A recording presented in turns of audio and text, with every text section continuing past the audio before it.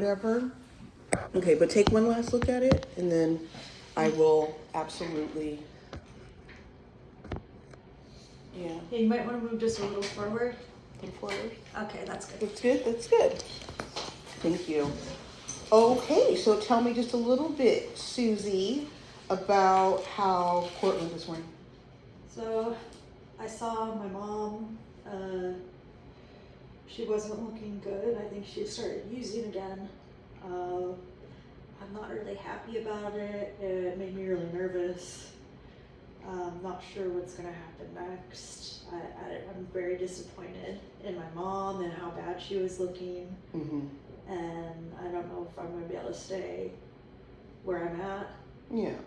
Well, you're taking on a lot and you're thinking a lot. There's a lot of variables here that are not within your control and things that you don't have all the evidence of right now. Like you said, you think she's using, right? You're not sure, but I know you know her. You would know. You know when somebody that you know well is under the influence. I feel like I can tell. Mm-hmm. Yeah. And so what does that mean? How does that affect you in this moment, thinking about her being under the influence this morning?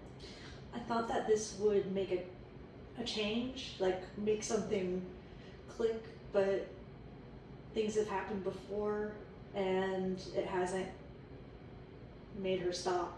She's still not getting it. And so it's kind of like I'm not sure if anything is going to be different. Yeah. You know? And, I think we talked a little bit about, you kind of taking back your childhood and your role as the child and not the caregiver. And it could be you're feeling a little disappointment because you're like, this was her time to shine and step up and be the adult and she's still not doing it. Yeah. And, what about my brother? Mm-hmm. Like, what's going to happen with him? And of course I worry about what's going to happen for me, but more so him. Yeah. And I did think that maybe this was the time. Mm. Like this was going to be a wake up call, and for now I'm not really sure what I might do. Talk to me about how you're feeling in this moment. Give me like three emotions. I'm feeling annoyed. I'm feeling frustrated. I'm disappointed. And so when you feel this way, how do you normally cope with that? I sleep a lot. Mm-hmm. I try not to talk to anyone. Mm-hmm. Sometimes I push people away. And I don't really want to do anything. Mm-hmm. So you suppress it. Yeah. Yeah, that'd be fair to say. Yeah. And so when you're suppressing it, the energy kind of goes somewhere. Whether you realize it or not, whether it becomes, overtakes us, maybe that could be affecting the sleeping and could be why you find yourself withdrawing. And then I know it's hard to be around people when you're dealing with so much, but, we talked a little bit about you kind of giving all of that caring and giving nature back to yourself. And you're turning, all the things that are beyond your control in on yourself, and when you're giving yourself breaks from that.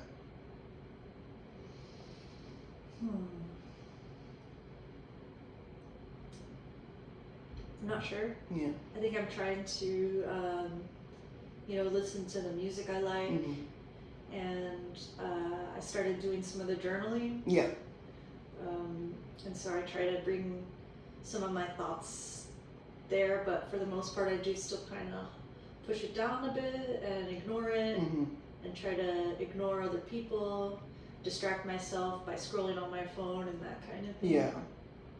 But, I think in the long term, because I know we've talked about things that you want for the future, but I know you're kind of still really concerned about the present, which is completely valid.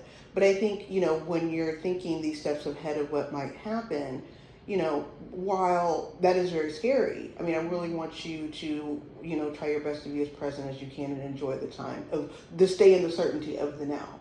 Yeah. The future definitely is unforeseen and it's terrifying to think about. And so sometimes we do kind of have to distract ourselves with different things. And and I don't want to kind of minimize what you're thinking in the past. And so what I'm feeling after talking to you a little bit, and I know as the court proceedings go on, I think it's going to continue to be harder. Actually, before I move on with that, any thoughts of suicide today? No. Okay, any thoughts of self-harm? maybe some impulses, Okay. but I don't have anything to hurt Okay. myself with. Okay. So I think what would be a good strategy, because I really want you. I think in order for you to be present, some of the past kind of needs to be dealt with. Um, I think a good care plan for us moving forward is for me to invite in. I'm not in any way leaving this process. I'm going to add additional person, someone that has a background in trauma, someone that can absolutely work with you and help you kind of work through that, because I'm not. I would be doing you a disservice trying to open up that trauma door and not knowing how to close it. So maybe we can do something to where the three of us are working together as a group. You two are working one on one, and we're also consulting together. But I don't know this person. I totally understand. We're going to do this all together as a group, and we're going to move at the pace that you're comfortable at. Okay. So I think the best way to kind of help you in the most kind of well-rounded way to help support all of your emotional needs, because you've got a lot that you're dealing with, and you don't have a lot of ways to escape that are comfortable for you right now. Yeah. So I think if I can kind of help you in the now and stay present, the trauma person can help you work on the past, and maybe letting go of some of in the past can help you be a little more free to stay in the present. But we'll work it as a team, and we'll go at whatever pace. If every session has to be the three of us, that's completely fine. As I told you in the beginning, you're the one that's in charge. So I think, it's something to consider when you're ready to. It's nothing you have to decide right now. It's nothing that is set in stone. It can stop instantly. We can do it once and you go, this is not for me. That's fine. But I just think that it's something you should just keep in mind, and expanding to all the things that you do now, because you're so young and you're dealing with so much, and it's just it's not fair to you. Yeah. Yeah, I want to be able to learn how to drive and to get a job sometime. But it's just been too hard to focus. Yeah. And you're always in it. You don't go to school.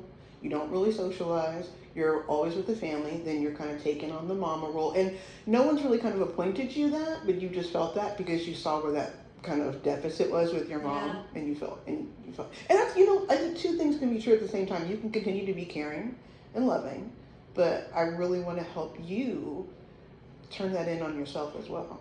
I like taking care of other people. That's beautiful. I want to be there for my brother. That's good. That's good. And taking care of yourself is pretty fun too. I think sometimes people think that it's selfish. Are you one of those people? Yeah. What makes you think it's selfish? I'm not sure. Yeah. Have you been told that, or you just kind of just saw that and was like, Maybe I saw that in other people. They took time for themselves and didn't take care of other things. things. That's interesting that you say that. I was kind of thinking that, and you open up that door. I think that, your family dynamic is pretty defined. I think the roles in your family are either we're the family unit, we're working together, or there's a good number of people that have gone off and done their own thing, but they were very unhealthy decisions that they were making that affected the whole family. And it could see where you're like, okay, the only example I've seen of doing your own thing is all this completely destructive behavior. And so it's kind of like, no, I do not, I don't want any parts of that. And that's understandable. And I want to help you kind of see what it's like to take care of yourself in a healthy way. Because it's possible. Now, do we all do unhealthy things? For sure. But there can definitely be, a dynamic where the unhealthy doesn't have to completely take over. And your grandma has painted the picture for me. I know there's been a lot of role models, older adults in your life that have made a lot of decisions that affected the family, but their needs were, met first. So Yeah. I could see where you'd be hesitant for that. But I'm glad that you've let me in and let me talk with you, in that we've kind of been on this journey a little bit together. I know that therapy is something that's new for you. How are you feeling after we engage, I should say? I think at first I didn't really know what to expect, but I've gotten more comfortable. Mm-hmm.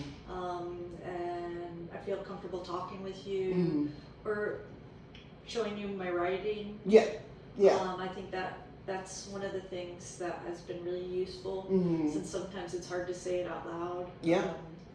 And to know that you're reading some of my thoughts helps me maybe feel a little bit more seen by Mm-hmm. someone. So. Yeah. Well, is there anything that you would like for me to do moving forward? Is there something you'd like to try maybe one session? maybe just check back on how I'm doing next week. Oh, well, of course, that's a given. But I meant like something you'd like to participate in, an activity you'd like to do? Maybe go for a walk or something. Okay. I'd say let's squeeze in as many walks as we can before the 108-degree days get here. Yeah. Let's do that. Let's get home. Okay, that sounds good. So you need anything else from me? Any questions, concerns, comments? Okay, what are you going to do for yourself tonight?